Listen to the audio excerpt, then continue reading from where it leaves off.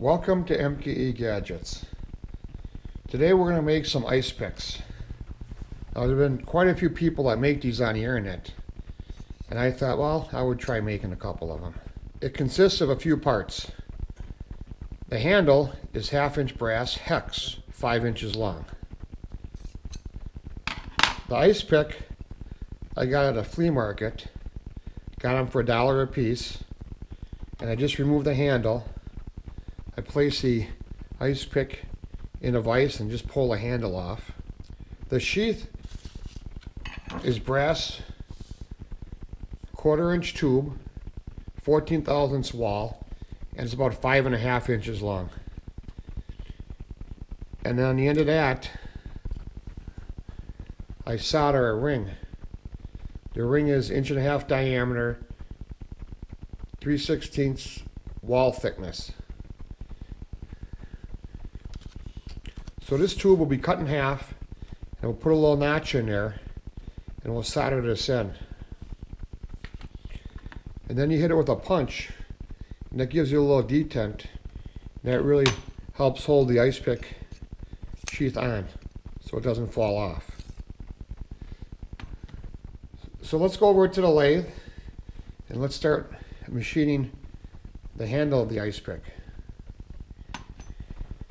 We're at the Craftsman lathe, and I have the ice pick body in here. The nice thing about working with hex is it chucks up real nice on the 3 jaws. So I want to face off both ends, drill one end, 3/16 diameter, 2 inches deep, and that's for the shaft of the ice pick to go in.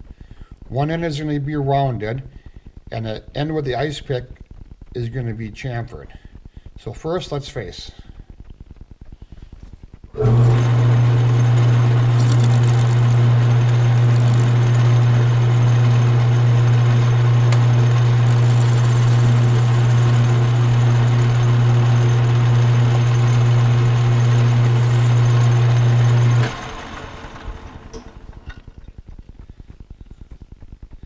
Got 100% cleanup. I'll flip it around and then do the other end.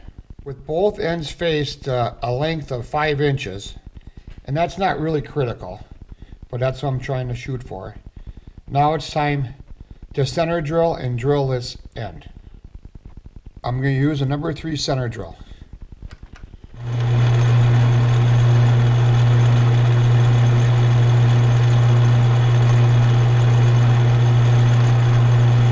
After center drill, I'm going in with a 3/16 drill.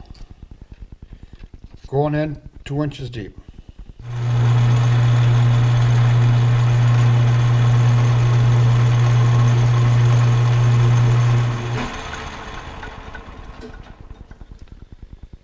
Now with that drilled about 2 inches deep, next is to machine this little angle on there, and it's just decorative.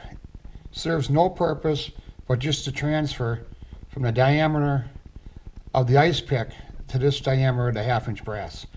So if I check that angle, it looks to be about 22 degrees. So I move my tool post and have the insert at about 22 degrees by eyeball. Again, it doesn't matter, purely cosmetic.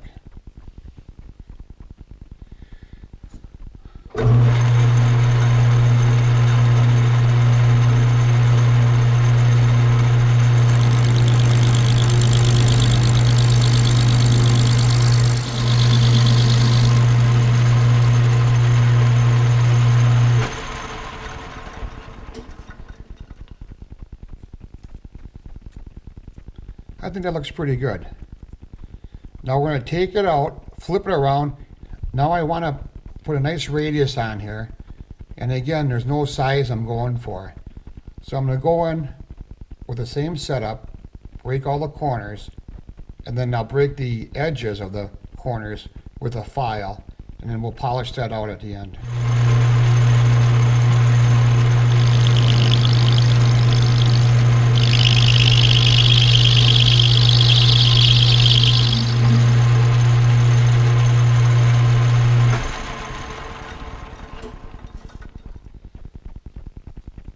I got it close. Now I'm going to go with a file and radius this flat and break its edges and bring the dome back.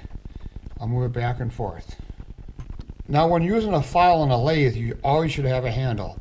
In fact, anytime you use a file, you should have a handle so you don't get that tang jammed into your hand.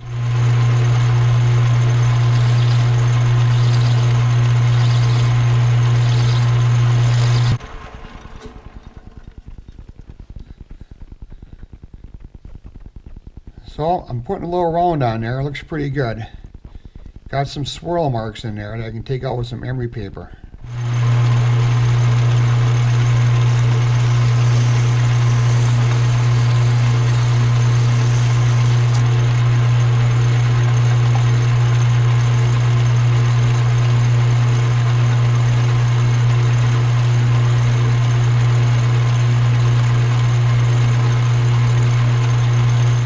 With 2 grits of paper, took most of the swirl marks out. Next, over to the Bridgeport mill, I'm going to drill a hole for a lanyard.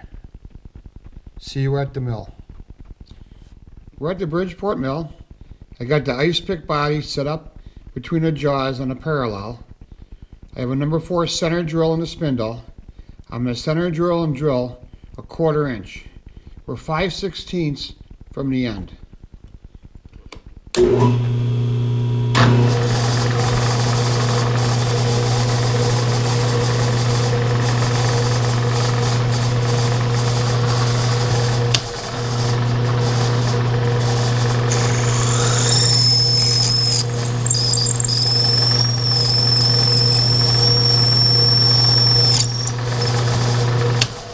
After I drill, I'm going to come there and chamfer the hole a little bit. Make a nice corner break where the lanyard doesn't get cut on a sharp edge. Go in there with a 3/8 90-degree chamfer bit.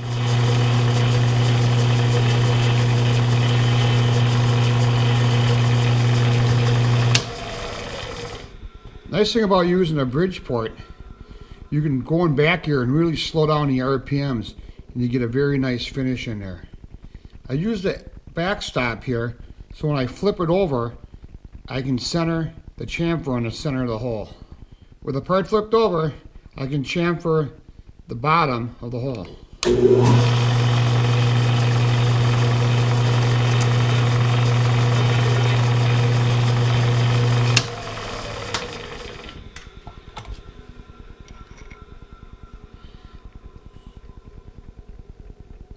You can see how nice that looks.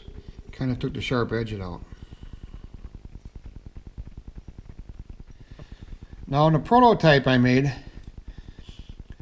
I soldered the tube and the ring together and I milled just a little slot in there.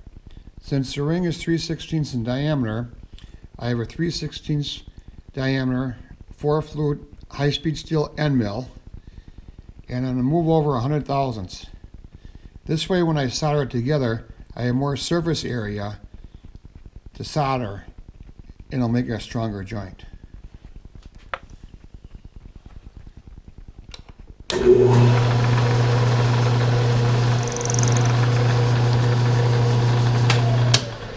One of the keys to milling the end of the tube here is not to crush it,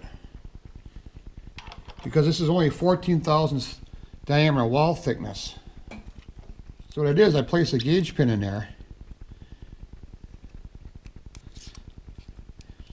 and that stopped the vise from squishing on this tube because the wall thickness is so thin.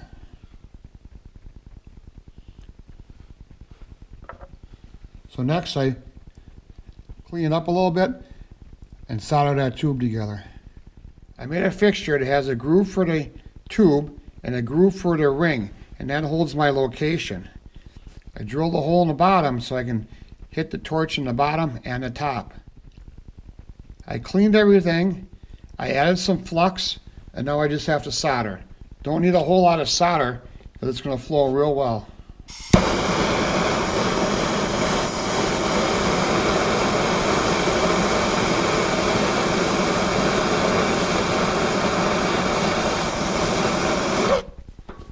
And now I can hit it from the bottom a little bit.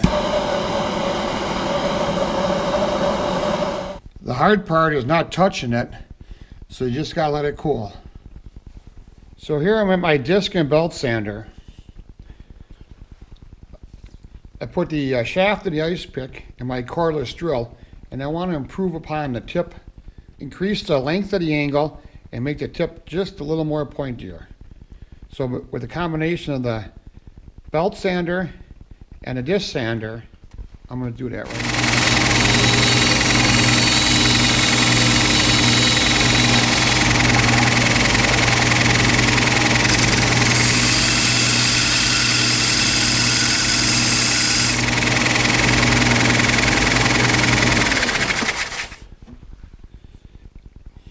I think it looks a little better. The last thing I want to do is polish both the body and the sheath. I'll add a little rouge to the wheel.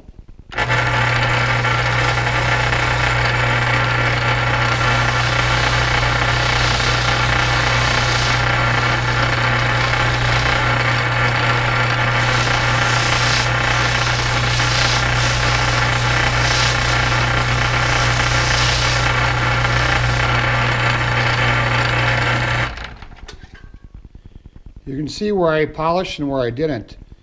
And just a couple seconds on the wheel will really make this thing pop. All you gotta do is finish this and the sheath, get a nice shine on there, and an assembly. Now we're ready for final assembly.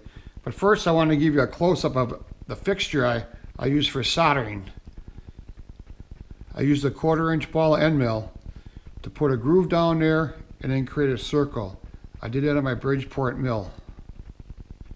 So now we're going to use it in the final assembly process. If you just add a little dimple with a center punch, it will stop the ice pick from sliding out. So this fixture will hold it from rolling on me, and very gently,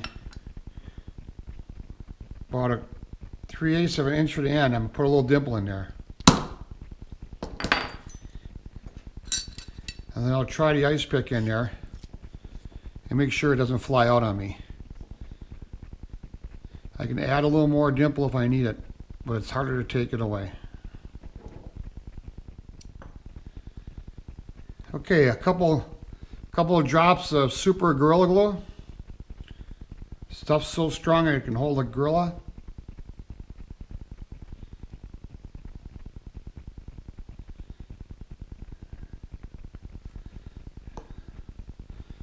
Stick it in there, give it a little bit of a twist so it swirls the glue all the way around. Wipe any excess.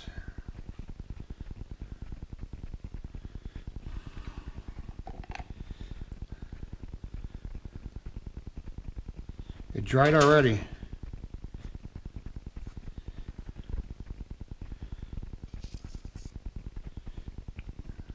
So there you go. You got a beautiful ice pick.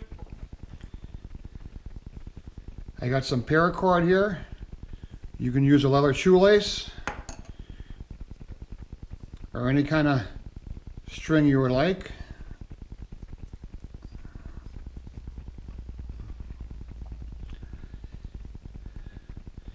And here is a beautiful brass ice pick with a nice sheath. A little detent in there, it won't fall off on you.